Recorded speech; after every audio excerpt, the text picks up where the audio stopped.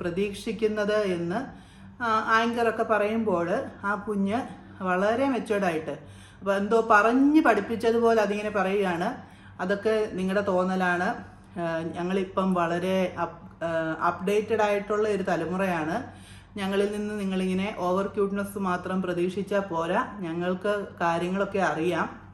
ഞങ്ങൾ എല്ലാം കണ്ടാണ് വളരുന്നത്. ഞങ്ങൾ ഫ്രണ്ട്സുമായിട്ട് പല കാര്യങ്ങളും ഡിസ്കസ് ചെയ്താണ്.